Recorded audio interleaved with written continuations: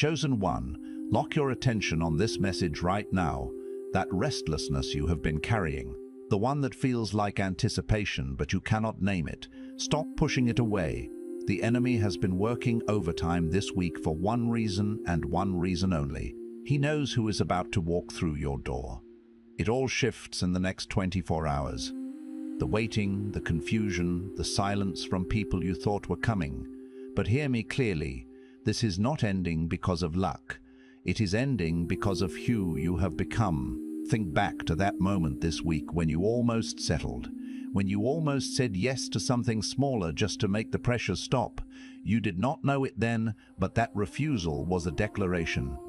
That moment of restraint was the act that made room for what heaven has been preparing to send you. You did not shrink your destiny, you protected it. Something significant has been redirected toward you, and God pulled you to this message today to make sure you were prepared to receive it.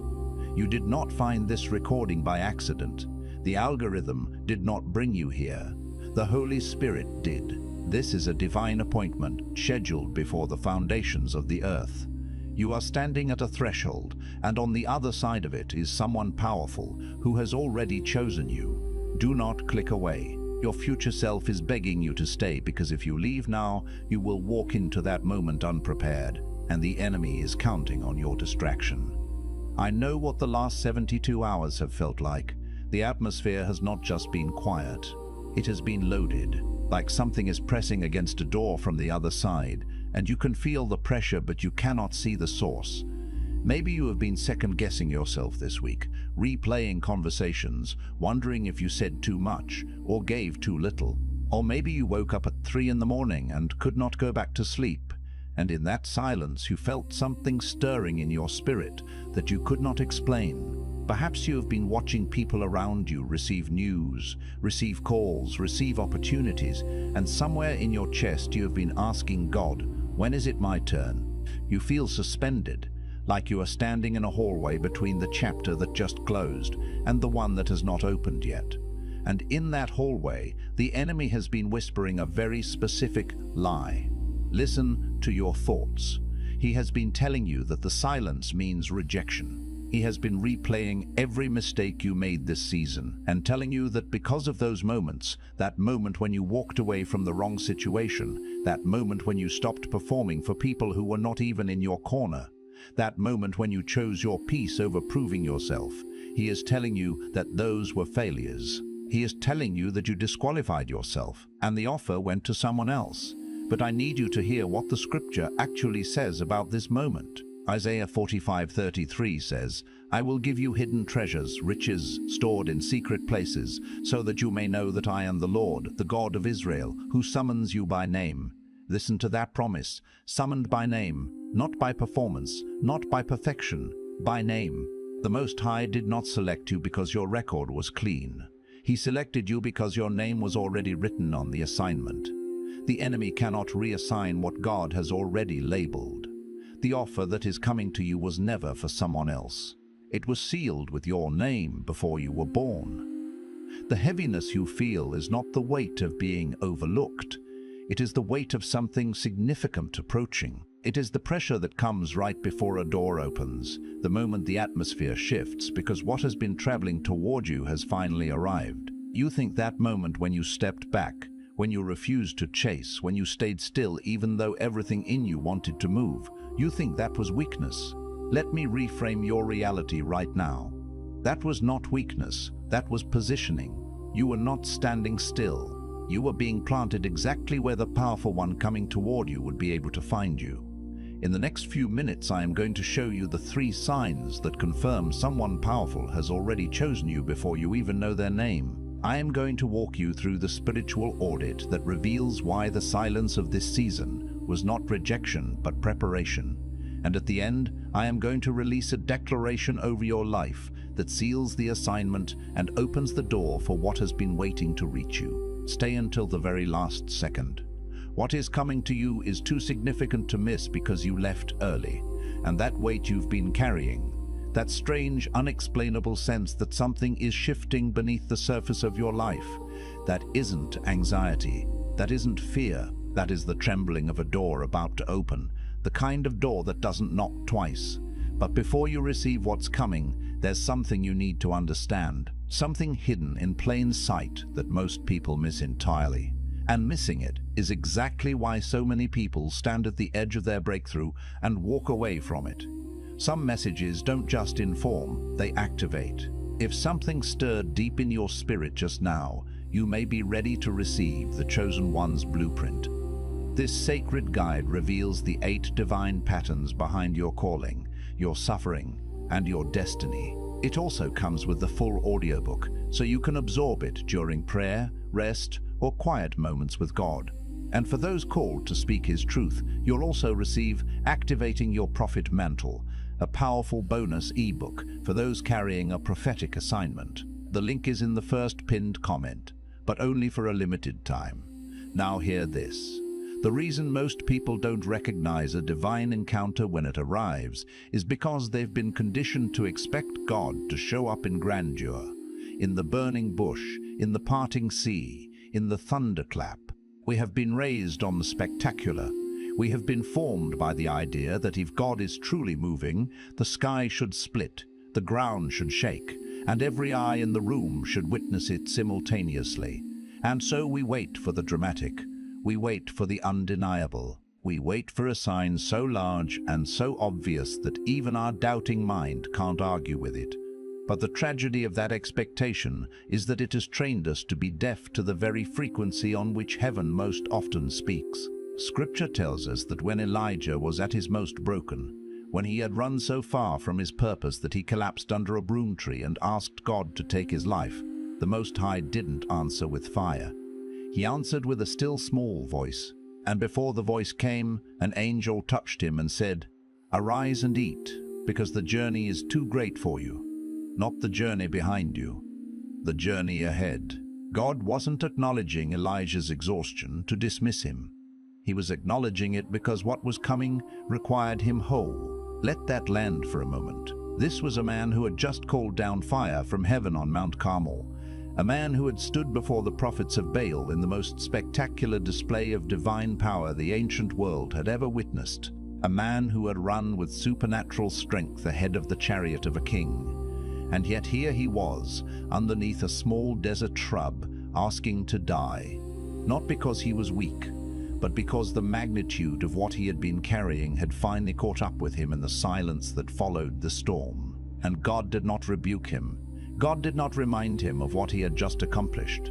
God sent an angel to touch him, to feed him, to let him sleep again. Because the Most High understood something that Elijah could not see from the floor of his despair, that there was still Elisha waiting to be found, still a small voice waiting to be heard on the mountain, still a mantle that would need to be passed.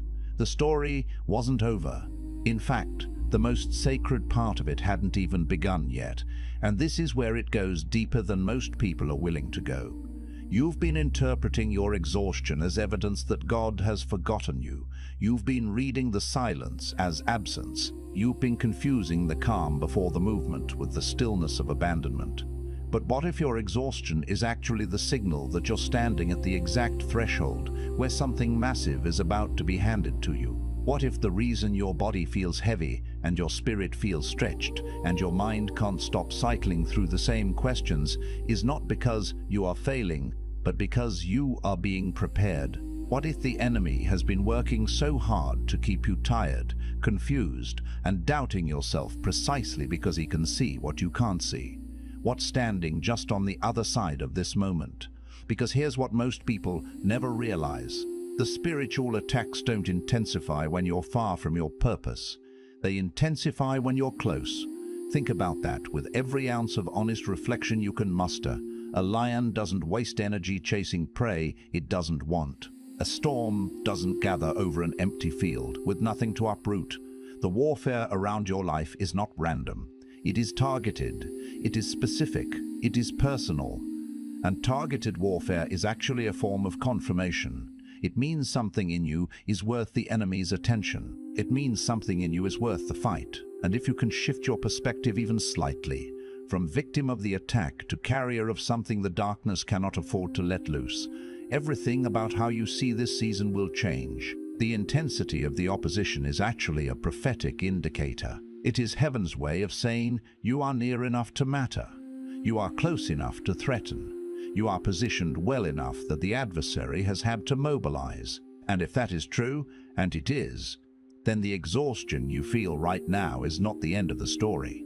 It is the last desperate push of a resistance that already knows it is losing. But this leads us to something that cuts even deeper, and what's coming next will likely surprise you, because it always does. You've been waiting for someone powerful to arrive in your life. You've prayed for it, fasted for it, believed for it. You've written it in journals at 2 in the morning. You stood at altars and laid it at God's feet. You've rehearsed what it would look like, imagined what it would feel like, tried to stay ready for it in every season. And yet every time something significant began to form, every time a connection deepened, an opportunity opened, or a door appeared, something happened, something shifted.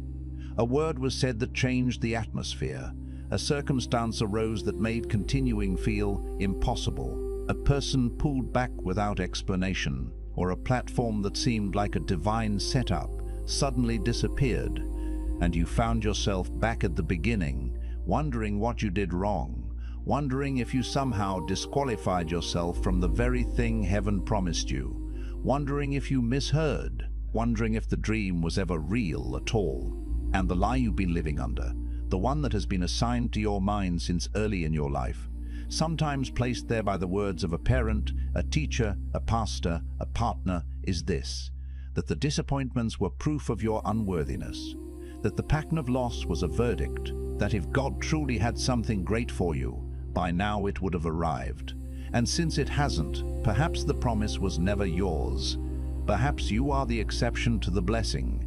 Perhaps God's goodness has a boundary, and you have somehow found it. But I want to expose that lie at its root right now, because that thought was never yours. It was planted. Every seed of self-rejection that took root in the soil of your disappointment was deliberately sown by something that understood the weight of your assignment before you did. You did not arrive at self-doubt through logic. You arrived there through wounds. And the wound is not a verdict. A wound is evidence that something in you was worth striking. Think about Joseph. Before the palace, before Pharaoh, before the moment where every thread of his broken story wove itself into an unshakable destiny, Joseph sat in a prison for something he did not do. And what's remarkable isn't just that he endured it. What's remarkable is what he did while he was there. He kept interpreting dreams. He kept operating in his gift inside the very place that was designed to make him forget he had one. He didn't wait until conditions were favorable. He didn't wait until someone acknowledged his worth. He didn't wait until the injustice of his imprisonment was addressed before he began serving again. He kept moving in purpose in the middle of pain. And the cupbearer forgot him. And Joseph waited. 2 more years in that prison after the one person who could have helped him walked out the door and never looked back. Not because God was silent, but because the right Pharaoh hadn't had the right dream yet. The timing wasn't just about Joseph being ready. It was about the world being positioned to receive what Joseph carried. Read that again and feel how it shifts the entire weight of your waiting. The world had to be positioned to receive what you carry. The people who are supposed to be on the other side of your open door are not there yet. The platforms that are being prepared for your voice are not finished yet. The chapter that requires your testimony is not at the point in history where it needs you yet. And God, who sees the end from the beginning, who holds every timeline in his sovereign hands, who is not bound by the calendars we mark or the clocks we watch, that God is coordinating something on your behalf that is so intricate, so exquisitely timed, that if it had arrived a moment sooner, you would not have been able to fully receive it. And once that clicks, everything shifts. You are not behind. You have not missed your moment. You are being held in position until the people and the platforms and the doors that are meant to receive what you carry are fully aligned. Your delay is not a denial. It is a divine synchronization. But here's the part no one wants to hear. And this is where we have to be honest with each other in a way that goes beyond comfort. Some of what has delayed you isn't spiritual warfare. Some of it is a pattern you've been repeating without realizing it. a way of retreating right before breakthrough, a habit of dimming yourself in rooms where God sent you to shine, a tendency to defer to people who were never given authority over your destiny simply because they were loud about it, a pattern of making yourself smaller in the very moments where heaven was expecting you to stand the tallest, a rhythm of pulling back from the edge just when the leap was calling your name most clearly. And this pattern, this quiet, familiar withdrawal, it doesn't feel like fear. That's the thing that makes it so insidious. It feels like humility. It feels like wisdom. It feels like not wanting to be presumptuous. It sounds like phrases you've spoken 100 times. I don't want to get ahead of God. I want to make sure this is really Him. I want to be certain before I move. And those can be genuine, holy instincts, but they can also be the language of fear, dressed in the clothing of faithfulness. They can be the hiding place of a heart that has been hurt so many times it has learned to make peace with staying still rather than risk the devastation of another fall. And if you are honest with yourself, deeply, vulnerably, courageously honest, in that innermost place where only God has access, you already know the difference. You already know whether the pause in your spirit is the restraint of wisdom or the paralysis of fear. You already know whether you are truly waiting on God, or whether you have been using God as a reason to wait on yourself. Stay with me, because what I'm about to share next is the part that breaks the cycle. There is a voice you've been listening to that sounds like caution but carries the frequency of fear. It tells you to wait a little longer, to prepare a little more, to be a little more certain before you move. It tells you that you're not quite ready yet. It shows you every area where you still fall short. It replays every past failure as evidence for why the future should be approached with suspicion. And it sounds reasonable. It sounds responsible. It even sounds spiritual. But it is not the voice of the shepherd. The shepherd's voice calls you forward. It doesn't block you in place with the weight of what hasn't been finished yet. It says, I have already made a way. Now walk. Isaiah 43 carries a word that dismantles the voice of false caution entirely. God says, forget the former things. Do not dwell on the past. See, I am doing a new thing. Now it springs up. Do you not perceive it? The word perceive there isn't passive. It's not a gentle suggestion. It is a demand wrapped in a question. God is asking you, do you have the eyes to see what I'm already doing? Do you have the spiritual sensitivity, the willingness, the courage to look past what has been and recognize what is already in motion? Because the new thing doesn't wait for you to feel ready. It springs up. It moves. It is alive and active and moving right now in dimensions you cannot see with natural eyes. And if you're still focused on the former things, on the failures, on the people who left, on the opportunities that didn't materialize, on the version of yourself that didn't make it, you will miss the new thing entirely while it's happening right in front of you. You will walk past the burning bush because you were still grieving the last fire that burned you. You will miss the angel because you were rehearsing conversations with people who were never meant to be part of your next chapter. This is the cost of backward focus. It isn't just emotional pain. It is prophetic blindness. It is standing in the middle of a miracle and not being able to recognize it because your eyes are still fixed on what was. And this is where the real turning point lives. The someone powerful who is coming toward your life, whether that is a person, a platform, an opportunity, a divine assignment, or a sudden, unexpected opening. They are not coming to fix what's broken in you. They are not arriving as a repairman for your damage. They are coming to connect with what God already built in you. And that distinction changes everything. Because if you believe they're coming to rescue you, you will present yourself as someone who needs saving. You will lead with your lack. You will apologize for your gaps. You will arrive at the appointment with your need rather than your anointing. And the entire dynamic of the encounter will be shaped by the poverty of your self-perception rather than the abundance of what heaven placed inside you. But if you understand that they are coming to align with what God already deposited inside of you, with the gift, the insight, the hard-won wisdom, the unique assignment that only you carry, you will show up differently. You will show up as a vessel, as a carrier, As someone already walking in the authority of their calling, not perfectly, not without trembling, but forward, present, awake to what they are bringing toward you rather than desperately reaching for something to fill a void. This is the shift that most people never make, and it's the one that changes the entire conversation. But here's where it goes even deeper, and this is the layer that most people either rush past or never reach at all. Because reaching it requires a kind of honest reckoning that is uncomfortable in the most necessary way. The powerful person, the divine connection, the major offer that is moving toward your life. It will require something of you that you didn't expect. Not sacrifice in the traditional sense, not more prayer, not more fasting, not more waiting. Those things are good and holy.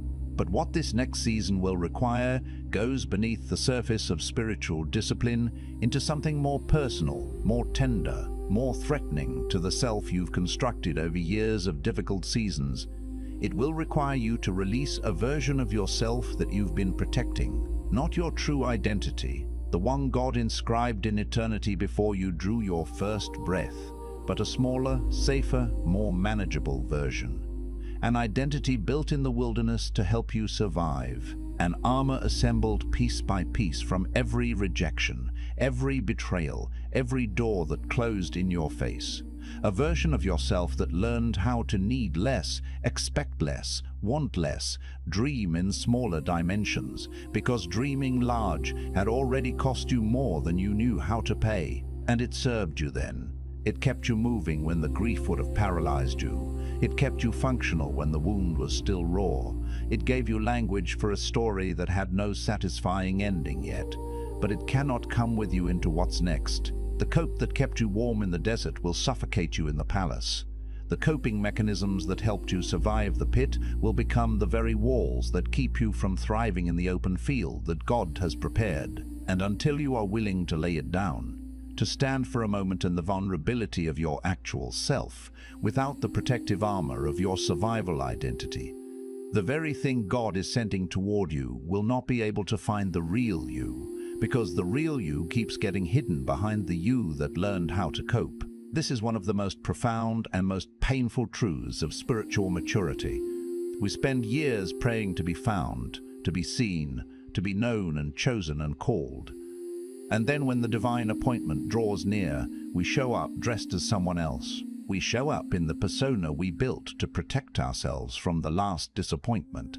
And heaven is calling the name of the person we were before the world told us to make ourselves smaller. Heaven is looking for the original version, the unfiltered, undimmed, fully lit version that existed before the damage was done. And coming up, the one thing beneath all of this that most people avoid because it requires the most courage of all.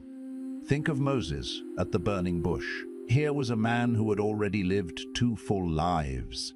One as a prince, raised in the house of Pharaoh with every luxury and education and platform that the most powerful civilization on earth could offer, and one as a fugitive, a shepherd in the backside of the desert, tending the flocks of his father-in-law for 40 years. 2 full lives, 2 full identities, both of them, in a sense, stripped away.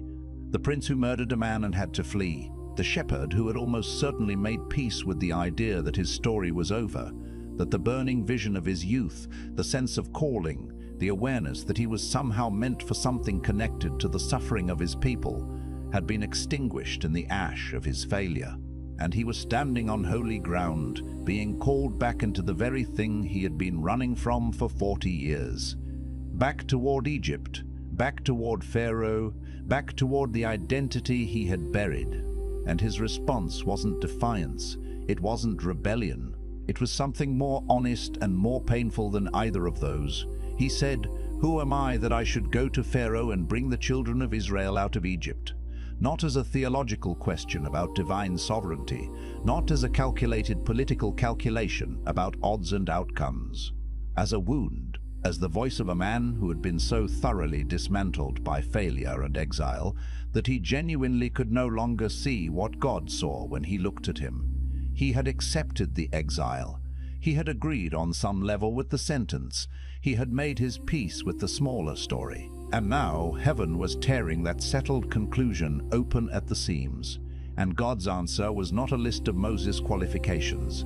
God did not say, "You are articulate, you are educated, you understand the Egyptian court, you have leadership capacity." God said, "I will be with you." The answer to "Who am I?" was not "You are this, you have that, you've proven yourself here." The answer was, "It doesn't matter who you think you are, it doesn't matter what verdict your worst season handed down. It doesn't matter what conclusions the exile drew about your worth, your readiness, your voice, your right to stand in the presence of the powerful and speak. What matters is who I am. And I am going with you." That word goes so far beyond comfort. It is a complete restructuring of the framework by which we measure ourselves. Moses had been measuring himself against his failure, his age, his isolation, his limitations. And God said, "You have been using the wrong measuring stick. The question is not whether you are sufficient. The question is whether I am sending you." And I am. This is the confrontation you've been avoiding. Not with the enemy, not with the people who hurt you or dismissed you or failed to see what God put inside of you. Those confrontations may matter, but they are not the root. The confrontation that has been waiting for you, quietly, patiently, in the space between every prayer you've prayed and every promise you've claimed, is with your own assessment of yourself, because somewhere along the way you started agreeing with the verdict that your hardest seasons handed down. You took the pain of rejection and turned it into a policy. You took the silence of unanswered prayers and made it into a theological conclusion about your value. You took the words of people who could not see past their own limitations and allowed them to become the lens through which you saw yourself before God. And that agreement, quiet, deeply lodged, disguised as self-awareness and realism and emotional maturity, is the actual wall, not your past, not your pain, not the people who didn't choose you, your agreement with their contusion about you. That is what seals the door. That is what keeps the hand of God from placing into yours what he has been holding in trust for this exact moment. And here is the unexpected thing, the thing that will either land deeply or unseat something in you right now. The thing that God has been waiting for the right moment to say directly to where you are sitting. The powerful one who is coming is not coming despite your broken story. They are coming because of it. What you survived, what you endured, what you lost, and what you learned in the losing, that is the very thing that qualifies you to carry what they're bringing. The scar tissue is the credential. The midnight seasons are the training ground. The chapters you'd most like to remove from your story are the ones that produce the deepest, most irreplaceable wisdom you now carry. God does not send divine appointments to perfect people. He sends them to prepared ones. And preparation doesn't look like a clean record. It doesn't look like a spotless resume or an unblemished history or a life that never veered off the projected path. Preparation looks like a person who has been through the fire enough times to stop being afraid of heat. Preparation looks like someone who has been through enough betrayal to understand the difference between people who are sent and people who are merely passing through. Preparation looks like a heart that has been broken open wide enough to carry something bigger than a defended heart ever could. It looks like someone who has lost enough to no longer be controlled by the fear of loss. Someone who has hit enough walls to stop taking direction from the walls and start looking for the door. It looks like you, right now, exactly as you are, in this season, in this tension, in this holy, difficult, about to break open moment. The offer is real, the person is real, the shift is real. The alignment that heaven has been orchestrating behind the scenes of your life, across timelines you couldn't see, through people you didn't know were being moved into position, through closed doors that were protecting you, even as they were disappointing you. All of it is real, and none of it will land in a heart that still believes it isn't worthy of receiving it. So before this day is over, before you close this and go back to the noise of the world and the demands of a life that doesn't always leave room for the sacred, let this settle into the deepest place inside of you. Let it go past the part of you that processes information and into the part of you that carries faith. Let it reach the part that has been waiting the longest, the part that whispered the first prayer, the part that believed before the evidence came. You were not chosen by accident. The suffering was not a mistake. The delay was not abandonment. The silence was not indifference. And what is moving toward your life right now is not a consolation prize. It is not a lesser version of the dream. It is not what God gives to people who almost made it. It is the appointed thing, the right thing.